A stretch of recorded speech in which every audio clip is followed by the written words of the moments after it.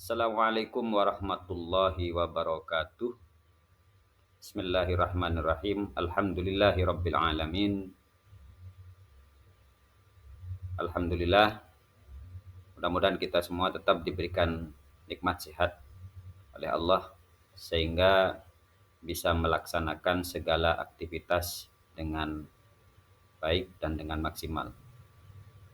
Bapak Ibu yang saya hormati, saat ini kami akan menyampaikan materi tentang pembinaan dan pendampingan pada komunitas belajar guru pendidikan agama Islam, yaitu kelompok kerja guru PAI, khususnya di bulan September 2023. Adapun materi yang ingin kami sampaikan yaitu berkaitan dengan hal-hal yang harus dipersiapkan oleh seorang guru, khususnya guru pendidikan agama Islam, di dalam pelaksanaan pembelajaran.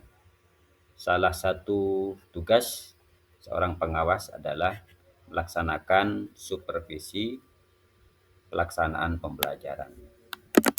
Untuk itu Bapak Ibu perlu diketahui sehingga nanti hasilnya maksimal dan bisa diaplikasikan, bahwa di dalam kegiatan supervisi pelaksanaan pembelajaran setidaknya ada 4 poin penting yang harus ada dan harus dilakukan agar tujuan pembelajaran tersebut bisa berjalan secara maksimal.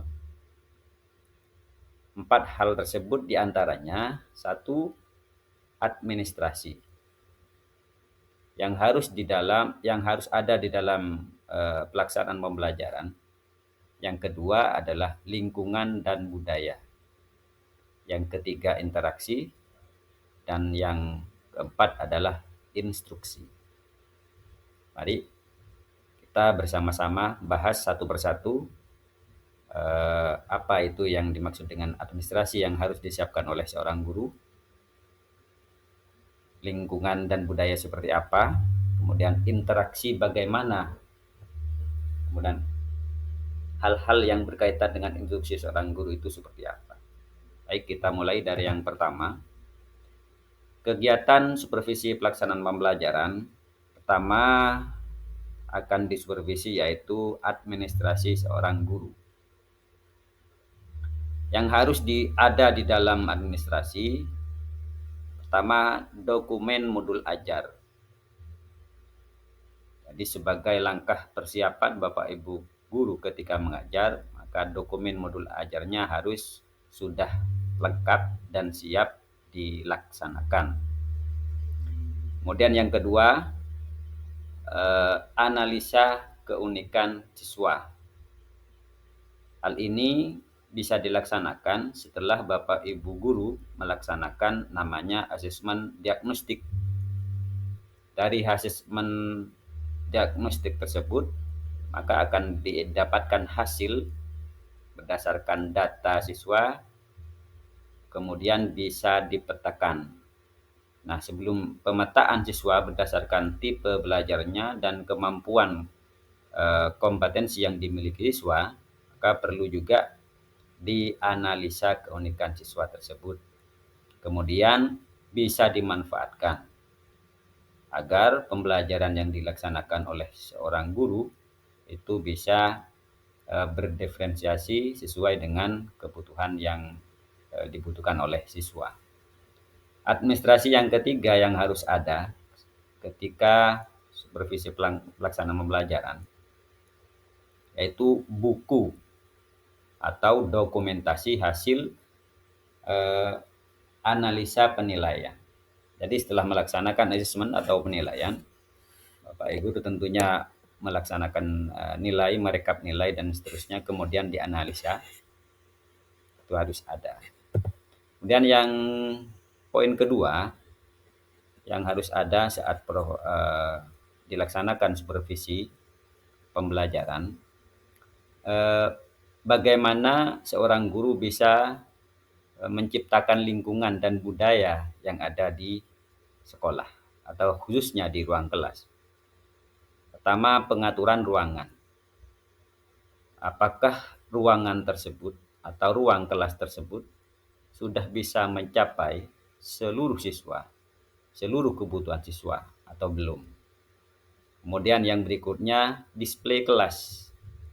Display kelas itu misalnya di dalam ruangan itu apakah ada gambar-gambar atau media, poster, pamflet atau media yang lain yang dapat mendukung terciptanya atau tercapainya proses pembelajaran.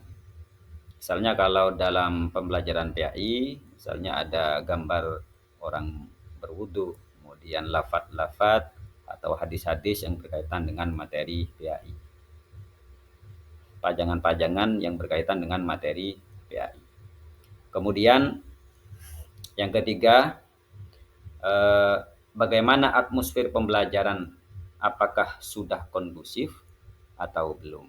Nah, itu juga perlu menjadi perhatian Bapak Ibu guru, bukan hanya saat di supervisi, tapi ketika mengajar sehari-hari pun, kesehariannya pun itu harus minimal harus tercipta lingkungan dan budaya minimal mencakup 3 hal: pengaturan ruangan, kemudian display kelas, dan atmosfer pembelajaran yang kondusif. Kemudian yang ketiga, yang akan dilaksanakan penilaian saat supervisi kegiatan pembelajaran, yaitu instruksi. Bagaimana seorang guru bisa melakukan instruksi kepada peserta didik. Apa saja yang harus ada di dalam kegiatan instruksi tersebut? Pertama, guru menginformasikan tujuan pembelajaran yang ingin dicapai oleh siswa.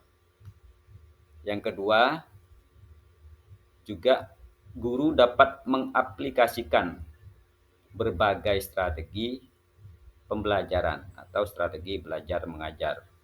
Bagaimana instruksi agar aplikasi yang digunakan itu sesuai dengan tujuan pembelajaran yang ingin dicapai. Kemudian yang ketiga, seorang guru bisa menggunakan teknologi terkini. Contoh misalnya memanfaatkan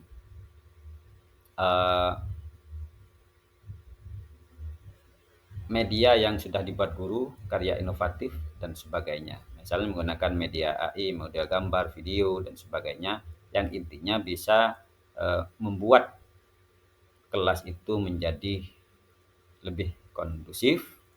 Kemudian harapannya tujuan pembelajarannya tercapai. Yang terakhir kaitannya dengan instruksi, seorang guru itu harus rutin memberikan feedback, umpan balik terhadap hasil pembelajaran yang telah dilaksanakan.